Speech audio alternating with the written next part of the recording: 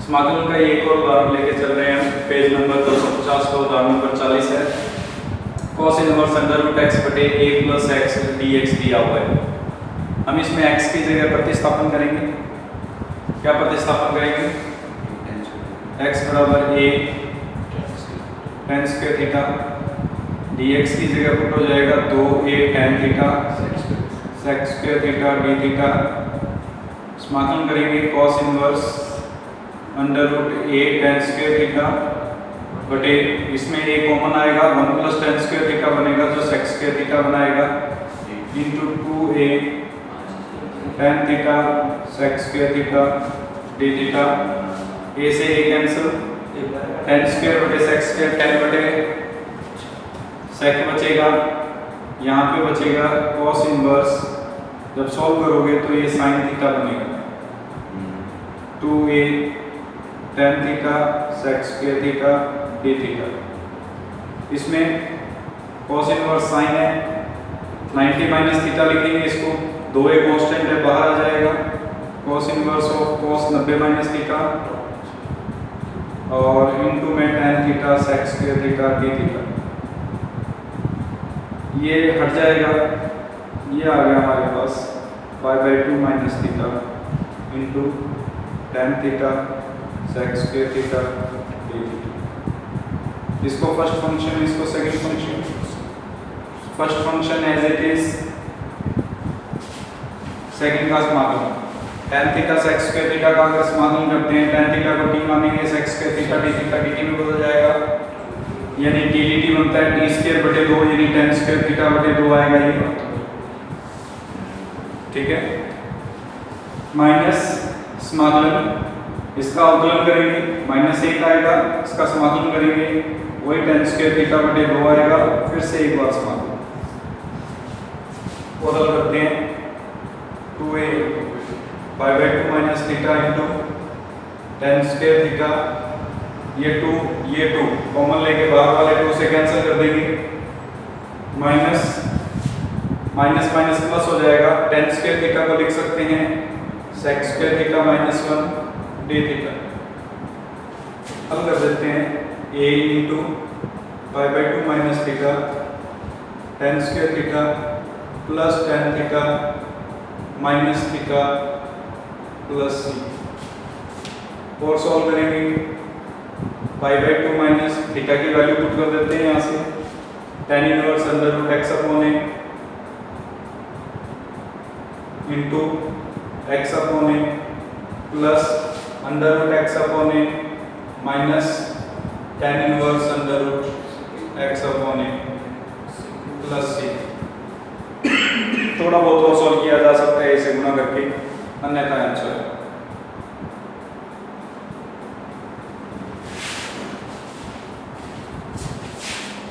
बोलो इसमें देखो, इसमें x स्क्वायर बटे x sin x plus cos x है। अगर हम x sin x plus cos x को एक बार के लिए अलग से हल करें, इसका अवकलन करके देखें x sin x plus cos x का, तो ये बनता है हमारे पास sin x plus x cos x minus sin x, ये कट जाता है, हमारे पास बचता है x cos x। यानी इसको अगर t माने तो ऊपर x cos x बनना चाहिए, और x cos x इसमें तो बन नहीं रहा, x स्क्वायर है। हम क्या करते हैं, इसके दो टुकड़े कर लेते हैं x स्क्वायर के, x इंटू x। हाँ, इसमें हमने नीचे वाले का अवकलन किया, अवकलन करने पर प्राप्त हुआ x cos x। हमें यहाँ x cos x चाहिए था, दो पार्ट में बदल लिया, x गुना x, इसको cos x से गुना और cos x से भाग दे देते हैं, और ये बटे में x sin x plus cos x का होल स्क्वायर dx। इस पूरे पार्ट को अब सेकंड फंक्शन लिया जा सकता है और इस पूरे पार्ट को फर्स्ट फंक्शन, क्योंकि नीचे वाले का अवकलन करें तो ऊपर वाला बन रहा है, समाकलन के अंदर हमारे पास परिभाषित किया जा सकता है इसको। हल करते हैं first function as it is, second का समाकलन बटे x sin x plus cos x whole square minus इस फर्स्ट का अवकलन करेंगे तो cos square x as it is x का 1 minus x as it is cos x का करेंगे तो minus minus plus sin x हो जाएगा। इसका समाकलन करेंगे, अगर इसका समाकलन करें तो इसको अगर t माने ऊपर वाला dt में बदल रहा है, dt बटे t स्क्वायर हुआ और dt बटे t स्क्वायर का समाकलन होता है माइनस 1 बटे t। dt बटे t स्क्वायर का समाकलन क्या होगा माइनस 1 बटे t हमने इसको माना था इसलिए इसको लिखा जा सकता है माइनस 1 बटे x sin x plus cos x into dx। तो जैसा अभी इसका समाकलन किया हमने, ये लिखा जाएगा माइनस 1 बटे x sin x plus cos x। ये माइनस इस माइनस को प्लस कर देगा, अब ये और ये सेम है, कट जाएगा तो यहाँ बचेगा सिर्फ 1 बटे cos स्क्वायर। 1 बटे cos स्क्वायर को क्या लिख सकते हैं sec स्क्वायर x dx। ये बन गया हमारे पास माइनस x sec x बटे x sin x plus cos x plus sec square x का समाकलन tan x और प्लस का आंसर है।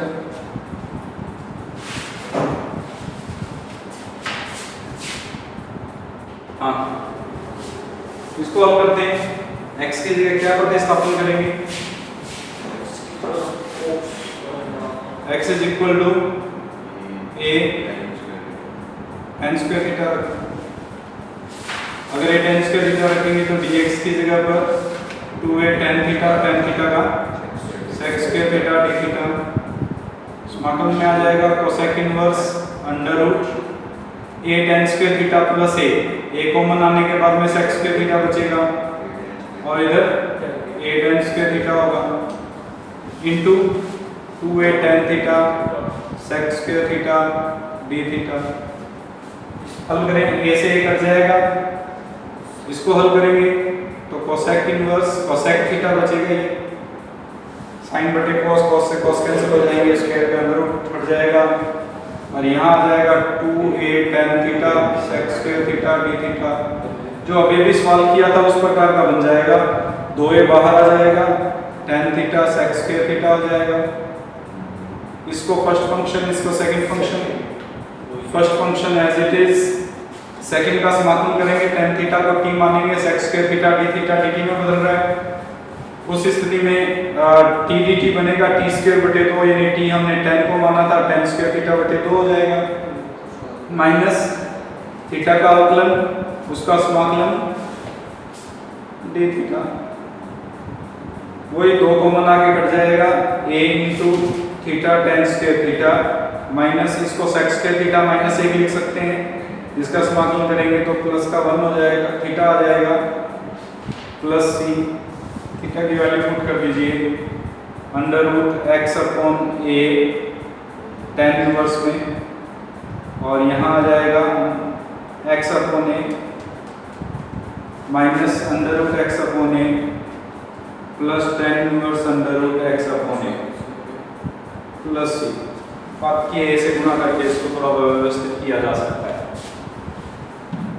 इसमें देखो x बटे 1 प्लस sin x dx है, अगर x बटे 1 प्लस sin x dx है तो इसको हल कैसे करेंगे। हमारे पास फर्स्ट फंक्शन और सेकंड फंक्शन, उससे पहले हम थोड़ा सा इसको हल कर लेते हैं। हम इसमें क्या है, शून्यीकरण कर लेते हैं। 1 प्लस sin x है, 1 माइनस sin x से गुना और 1 माइनस sin x से भाग देते हैं,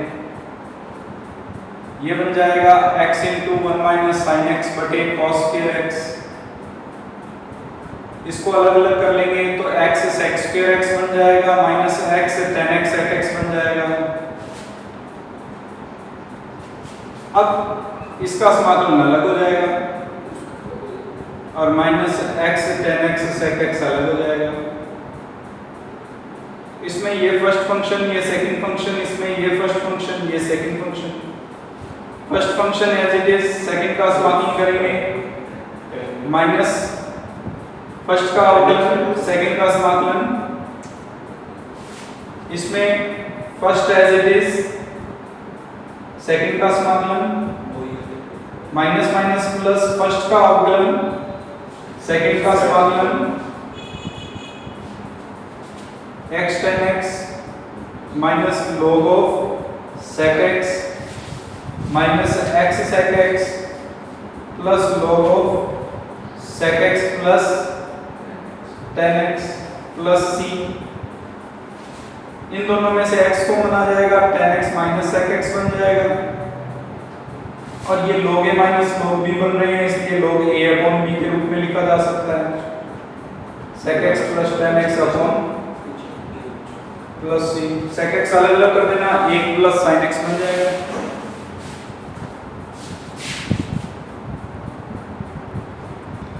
पेज नंबर 260 पर उदाहरण नंबर 56 लेके चल रहे हैं, under root tan x plus under root cot x dx। इसको हम लिख सकते हैं अंडर रूट sin x बटे cos x, इसको लिख सकते हैं अंडर रूट cos x बटे sin x dx। लघुत्तम ले लेंगे, अंडर root sin x cos x आ जाएगा, यहाँ बन जाएगा sin x plus cos x dx। ऐसा सवाल एक बार पहले भी किया था, कल ही किया था। इसको 2 से गुना और अंडर रूट 2 से भाग दे लेते हैं, अंडर रूट 2 कांस्टेंट के रूप में बाहर आ जाएगा, ये sin 2x बन जाएगा। इस sin 2x में 1 जोड़ देंगे, 1 घटा देंगे, ऊपर प्लस का, इसलिए इन दोनों में से माइनस कॉमन लेके हल करने वाली विधि लग जाएगी। करवाऊं इसको या हो जाएगा? कल ही करवाया मैंने ये सेम सवाल, ठीक है, बंद करिए।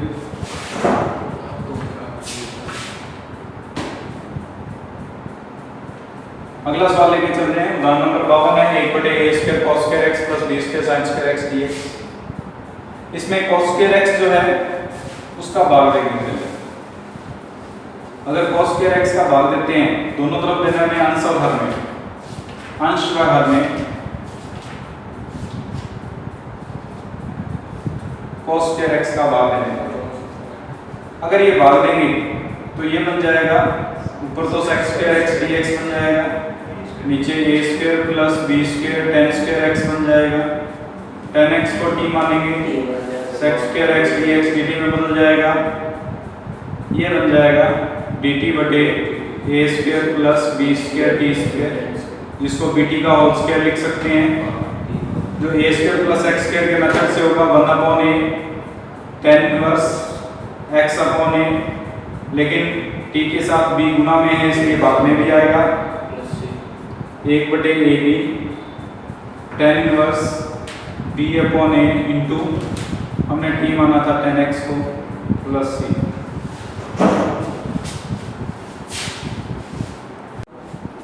में हम पेज नंबर 278 पर सवाल नंबर 210वां लेके चल रहे हैं, 0 से π/4 पर sin x plus cos x बटे 9 प्लस 16 sin 2x dx। हल करते हैं इसको, 0 से π/4 sin x plus cos x बटे 9 प्लस 16 sin 2x। इसमें 16 जोड़ देते हैं और 16 घटा देते हैं, ऊपर प्लस का चिन्ह है, नीचे माइनस वाले में से कॉमन लेंगे, माइनस का पार्ट बनना चाहिए, 16 और 9 जोड़कर 25 हो जाएंगे, बाकी में से माइनस कॉमन लेने पर 1 माइनस साइन 2x बन जाएगा। 1 माइनस साइन 2x का सूत्र होता है cos x minus sine x का होल स्क्वायर। इस नियम का उपयोग करेंगे तो ये बन जाएगा 0 से π/4 sine x plus cos x बटे 25 minus cos x minus sine x का whole square dx। cos x minus sine x को t सपोज करेंगे, 16 गुना में है इसके साथ, तो यहाँ पे आ जाएगा माइनस का साइन x प्लस का माइनस का cos x dx बराबर dt। माइनस कॉमन ले लेंगे लिमिट को चेंज कर लेते हैं। अगर x की वैल्यू 0 पुट करते हैं तो t की वैल्यू cos 0 माइनस sin 0 1 आ जाएगी, और x की वैल्यू पाई बाय 4 पुट करते हैं तो t की value cos pi by 4 minus sin pi by 4 यानी 0 आ जाएगी। लिमिट परिवर्तित हो जाएगी 1 से 0 तक, यहाँ बन जाएगा माइनस का dt अपॉन में 25 माइनस 16 t स्क्वायर। माइनस के कारण ये लिमिट इंटरचेंज हो जाएगी, इसमें से 16 कॉमन ले लेते हैं, यहाँ बन जाएगा 0 से 1 dt बटे, इसको 5/4 का होल स्क्वायर लिख लेंगे माइनस t स्क्वायर, जो a square minus x square बना रहा है। a square minus x square का formula 1/2a log x plus a plus x 5/4 plus t बटे 5/4 माइनस t। लिमिट आ जाएगी इसमें 0 से 1, इसको हल करेंगे 2 से ये कट जाएगा और 2 से ये कट जाएगा, यानी 1/40। पहले 1 रखेंगे, 1 रखेंगे तो ये बन जाएगा log of 5/4 plus 1/5/4 minus 1 minus log of 5/4 बटे 5/4। ये कट जाएगा, 1 बचेगा, log 1 का मान 0 होता है, इसको हल करोगे तो log ऑफ 9/1 बचेगा, log 9 बच जाएगा 1/40 log 9, इसमें उत्तर आ जाएगा।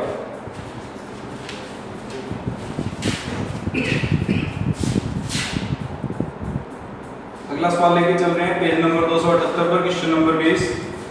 इसको आंशिक भिन्न में बदल लेते हैं। आंशिक भिन्न में बदलने के लिए एक नियम होता है कि अगर सभी स्टेप्स में वेरिएबल की पावर सेम हो, यानी जितने भी पद हैं उन सभी में जो चर राशि है उसकी घात समान हो, तो उस स्थिति में उसको एक बार के लिए आंशिक भिन्न में बदलने के लिए x स्क्वायर को y मानते हुए हम आंशिक भिन्न बनाएंगे। ये बन जाएगा y plus a square y plus b square बराबर a बटे y plus a square b बटे y प्लस b स्क्वायर। सिर्फ आंशिक भिन्न में बदलने के लिए है, बाद में हम आंशिक भिन्न को वापस जब हल करेंगे या समाकलन करेंगे तो y की जगह x स्क्वायर रख के फिर हल किया जाएगा। लघुत्तम लेंगे y बराबर a into y plus b square b into y plus a square. अगर y की जगह माइनस a स्क्वायर रखते हैं तो माइनस a स्क्वायर बराबर a into minus a square plus b square, या a की वैल्यू आ जाएगी आपके पास माइनस a स्क्वायर बटे b square minus a square, जिसको a स्क्वायर बटे a square minus b square लिख सकते हैं। माइनस कॉमन लेके काट दिया, y बराबर माइनस b स्क्वायर रखेंगे तो माइनस b स्क्वायर बराबर b into minus b square plus a square बनेगा, जिसको हम b बराबर माइनस b स्क्वायर बटे a square minus b square लिख सकते हैं।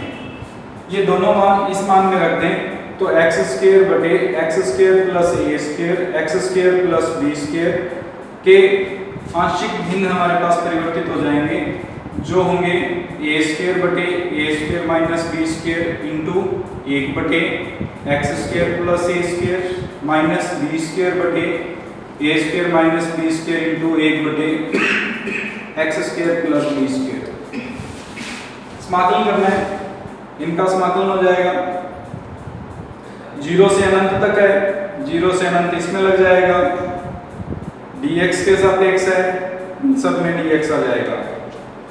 ये कांस्टेंट है a स्क्वायर बटे a square minus b square, इसका समाकलन हो जाएगा tan इनवर्स x बटे a 1/a होता है, इसके साथ लिमिट आ जाएगी 0 से अनंत माइनस b स्क्वायर बटे a square minus b square 1/b tan inverse x बटे b, लिमिट आ जाएगी 0 से अनंत तक। b से 1 b कट जाएगा, a से 1 a कट जाएगा, a बटे a square minus b square अनंत रखेंगे तो tan इनवर्स अनंत बनेगा, जो पाई बाय 2 की वैल्यू होती है, 0 रखने पर 0 आएगा, माइनस b बटे a square minus b square, इसमें भी रखेंगे तो पाई बाय 2 आ जाएगा।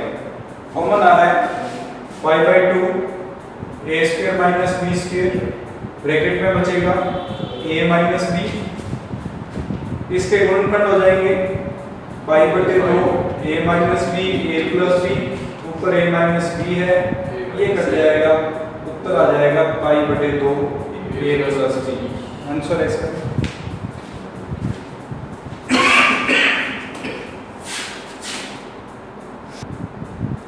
एक और सवाल लेके चल रहे हैं, सवाल नंबर 23, जिसको हल करने के लिए हम cos x को t मान लेते हैं, माइनस साइन x dx बराबर dt में बदल जाएगा।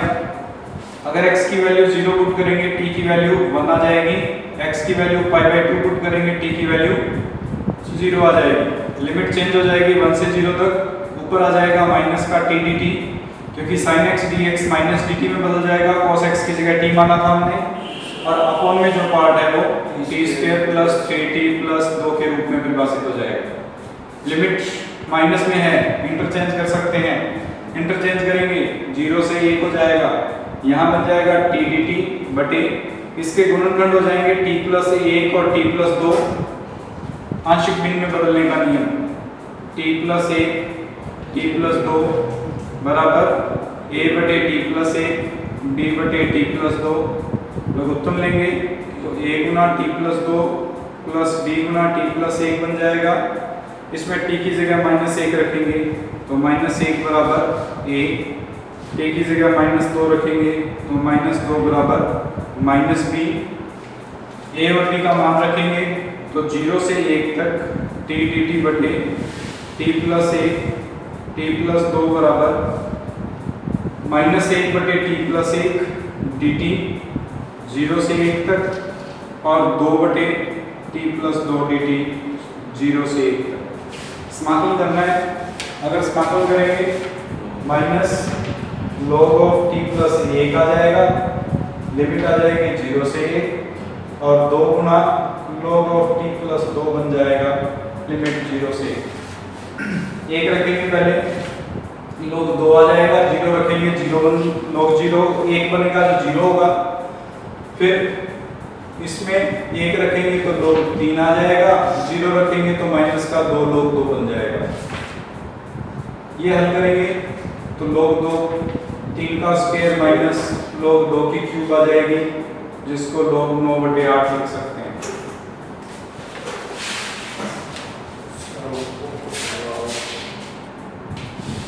अगले स्टेप में आज हम करने जा रहे हैं निश्चित समाकल के अंदर गुणधर्म।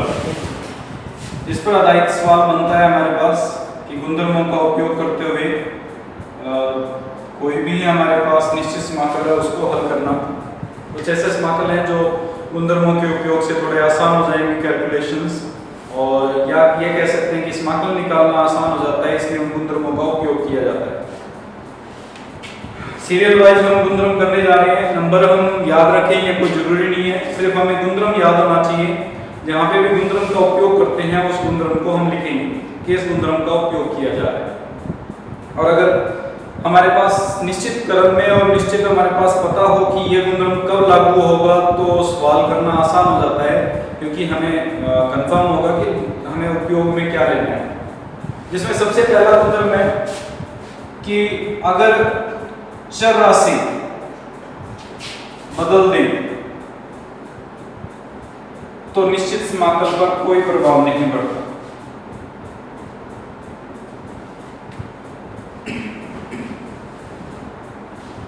अर्थात अगर हमारे पास a to b fx dx है तो उसको किसी भी समय हम a to b f of t dt लिख सकते हैं।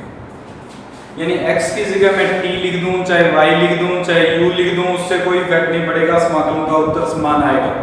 हमने सिर्फ वेरिएबल को x की जगह t या t की जगह x परिवर्तित किया है, कोई प्रतिस्थापन नहीं किया इसके अंदर। तो चर राशि को बदलने से, अगर फलन को नहीं बदला, हमने सिर्फ चर राशि को बदला है, तो चर राशि बदलने से सवाल पर कोई प्रभाव नहीं पड़ता, फलन को ना बदलने पर। कोई ज्यादा इंपॉर्टेंट नहीं है, सिर्फ इतना जरूर है कि कुछ सवाल ऐसे हैं जिनके बीच में इस गुणधर्म का उपयोग करेंगे। इस गुणधर्म का उपयोग करके उन सवालों का, कुछ सवालों का हल किया जा सकता है। ये नहीं है कि इसी गुणधर्म से सवाल भी हल हो जाएंगे सारे के सारे। दूसरा है हमारे पास, अगर a से b fx dx दिया हुआ है तो इसकी जो ये लिमिट होती है उसको निम्नतम सीमा और ये ऊपरी सीमा कहलाती है। हम इन दोनों को आपस में बदल सकते हैं। जैसा कि हम पीछे के सवालों में आपने देखा होगा, माइनस का चिन्ह आता था, मैं लिमिट को बदल देता था, वो इसी गुणधर्म का बार बार उपयोग कर रहा था। तो इस गुणधर्म के अनुसार हम लोअर लिमिट को अपर लिमिट और अपर लिमिट को लोअर लिमिट बना सकते हैं, सिर्फ उत्तर में माइनस के चिन्ह का अंतर आता है। यानी जो भी हमारे पास निश्चित समाकल है उसके अंदर ऋणात्मक चिन्ह का उपयोग हो जाएगा, a से b या b से a के रूप में समाकल को, इस सीमा को परिवर्तित किया जा सकता है। इसका उपयोग तभी करते हैं लगभग जब हमारे पास लोअर लिमिट ग्रेटर आ जाए, बड़ी आ जाए और अपर लिमिट छोटी आ जाए। 1 से 0, 7 से 5, इस तरह से अगर कोई समाकलन आता है तो हम उसकी लिमिट को बदल लेते हैं, क्योंकि हमेशा अपर लिमिट बड़ी होनी चाहिए, लोअर लिमिट छोटी होनी चाहिए, दिमाग में हम कोशिश करते हैं, ये रखते हैं। उसके बाद में तीसरा गुणधर्म, यहां से मुख्य गुणधर्म हमारे स्टार्ट हो जाते हैं। तीसरे गुणधर्म में a से b fx dx अगर दिया है और इस अंतराल a और b के बीच में एक बिंदु c इस प्रकार विद्यमान है, कोई भी है कि c a और b के बीच में विद्यमान है, तो उस स्थिति में इस फलन को, इस समाकलन को दो भागों में तोड़ सकते हैं। एक तो a से c fx dx और एक c से b fx dx के रूप में। अर्थात जैसे हमारे पास ये आ जाए -1 से +1 fx dx, हमें पता है 0 इन दोनों के बीच में आता है। अगर 0 इन दोनों के बीच में आता है तो उस स्थिति में बीच में हो, ये कोई जरूरी नहीं है, बिल्कुल ही हम उसके बीच में आधा भी ले सकते थे। इसमें -1 से हाफ तक fx dx और हाफ से लेकर 1 तक fx dx। ये गुणधर्म केवल दो ही परिस्थितियों में काम में लिया जाता है। पहली परिस्थिति हमारे पास अगर मापांक फलन आ जाए, जैसे x-2 को परिभाषित करना है, हमें पता है x-2 को परिभाषित करेंगे तो माइनस का x-2 यदि x 2 से छोटा हो, प्लस का x-2 यदि x 2 से बड़ा या बराबर हो। अब जब x-2 का समाकलन करते हैं, मान लो हमें ये दे दिया जाए कि समाकलन -4 से +4 तक मापांक x-2 dx को हल कीजिए, तो मापांक को हटाना पड़ेगा। मापांक को हटाने के लिए इस नियम का उपयोग करना पड़ेगा।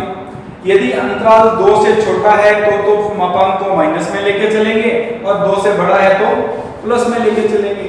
ये नियम इस गुणधर्म पर आधारित है। अगर मापांक आ गया तो इसी गुणधर्म का उपयोग करके हल किया जा सकता है, अन्यथा नहीं किया जा सकता।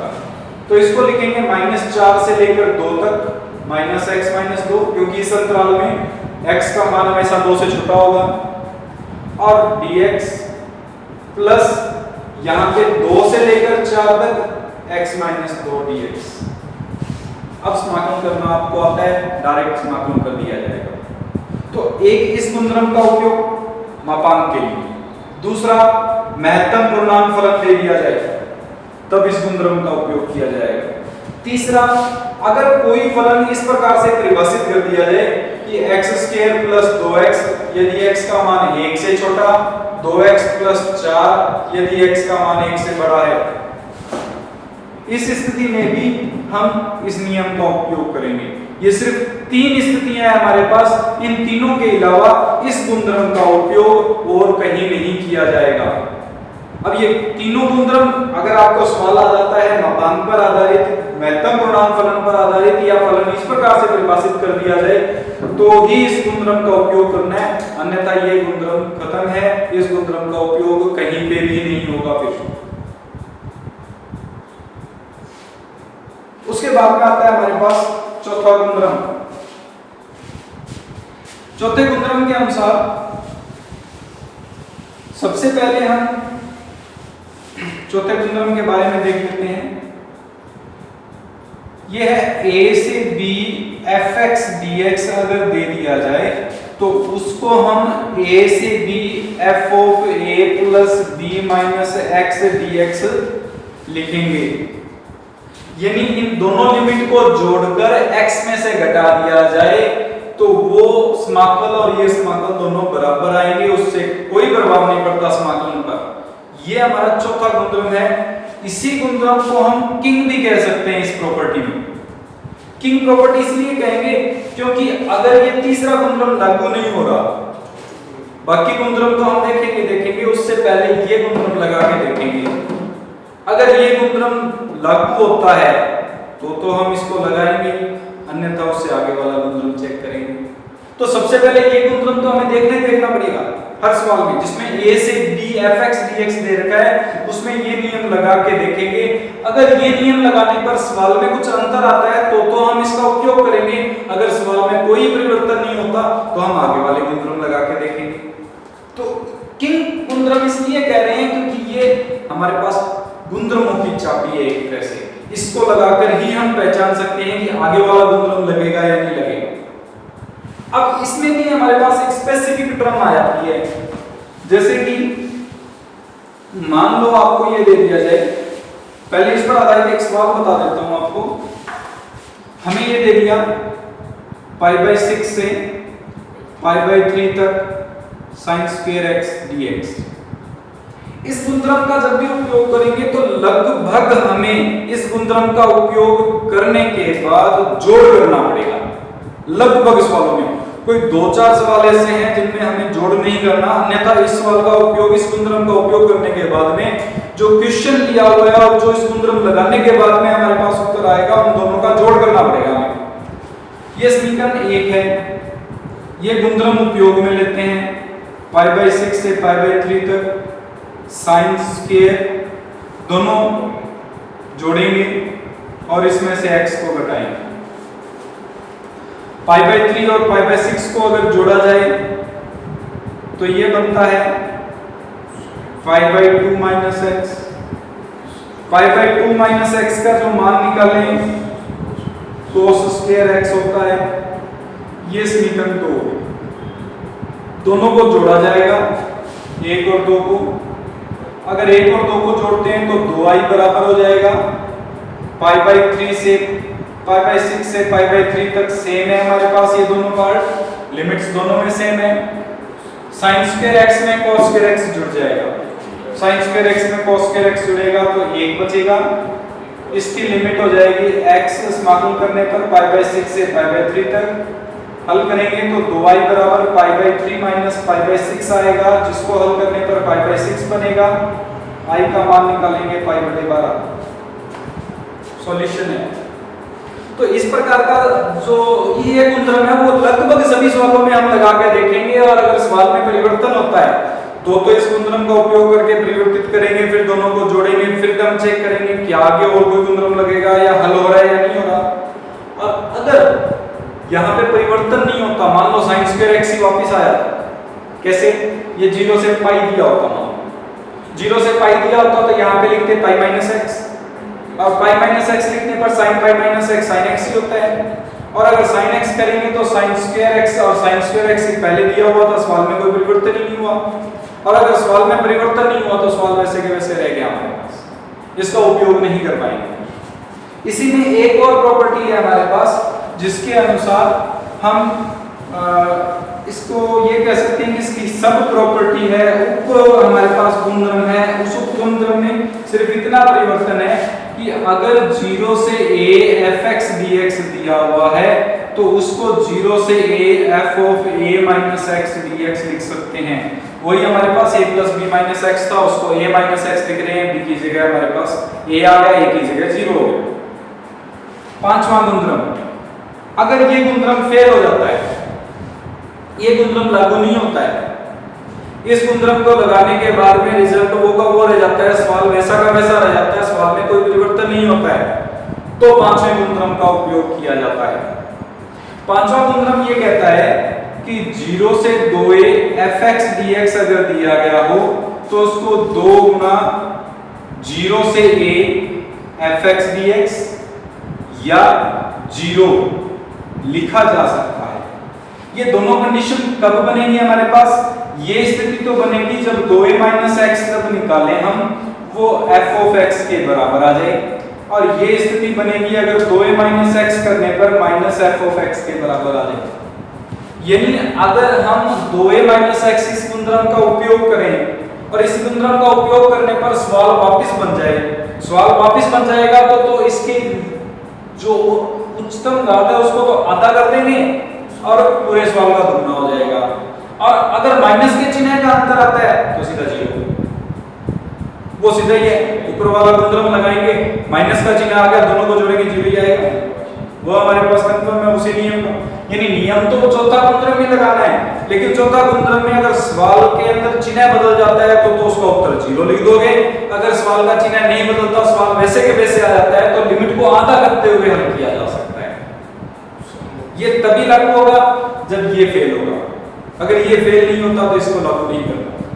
फिर पहले ऊपर वाले गुणधर्म का उपयोग करेंगे, हो सकता है ऊपर वाले गुणधर्म का उपयोग करने के बाद में दोनों को जोड़ने के बाद में वापस वही सवाल बन रहा हो, तो फिर हम इस गुणधर्म का उपयोग करते हुए लिमिट को आधा करेंगे और लिमिट को आधा करके फिर उसको हल करने की कोशिश करेंगे। और एक लास्ट गुणधर्म बचता है, छठा गुणधर्म, जिसके अनुसार माइनस ए से प्लस ए, स्पेसिफिक है हमारे पास, माइनस ए से प्लस ए, यानी दोनों की लिमिट समान होगी, सिर्फ चिन्ह बदला हुआ होगा। माइनस 1 से प्लस 1, माइनस 9 π/2 से प्लस π/2, इस तरह का अगर कोई भी सवाल आएगा तो इस गुणधर्म का उपयोग करना है, वरना छठा गुणधर्म फिर उपयोग में नहीं आएगा। तो स्पेसिफिक तो दो ही गुणधर्म है जिनको हमें सॉल्व करने हैं, चौथा और पांचवा।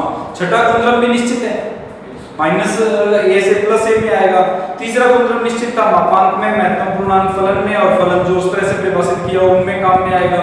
पहला और दूसरा सवालों के बीच में ही उपयोग में लेना है, तो मुख्य रूप से तो चौथा और पांचवा गुणधर्म है जो हमें याद है। इसमें क्या बनेगा, अगर fx dx बनता है तो उस स्थिति में इसकी लिमिट 0 से a fx dx लिख सकते हैं यदि f सम है। सम होने का मतलब क्या है हमारे पास, सम फलन, विषम फलन, दो प्रकार के फलन होते हैं। इस सम फलन के अनुसार अगर -x रखने पर, x की जगह -x रखने पर फलन पर कोई प्रभाव नहीं पड़ता, फलन वैसा का वैसा रहता है। जैसे cos -x cos x होता है, कोट हमारे पास sec -x sec x ही होता है, तो वो हमारे पास सम फलन कहलाते हैं। और अगर सम फलन है तो इसका दुगना कर दिया जाएगा पूरे सवाल का, लिमिट 0 से a तक बदल जाएगी। और दूसरी स्थिति बनती है 0 यदि fx विषम फलन है।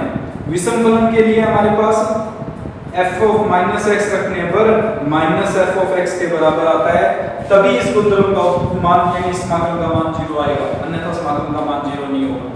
तो ये हमारे पास 6 मुख्य गुणधर्म थे निश्चित समाकलन में, जिनमें से आपको निश्चित कंफर्म हो चुका है कि ये किस में उपयोग में लेना है, तीसरा गुणधर्म किस में उपयोग में आएगा, पहला और दूसरा तो बीच में हमारे पास फलों में गुणधर्म लगाते हुए काम में ले लेंगे। ये दो गुणधर्म हैं जो मुख्य हैं, जिनका बार बार उपयोग करते हुए फिर हमें समाकलन को हल करना है। ये निश्चित समाकलन के गुण हैं।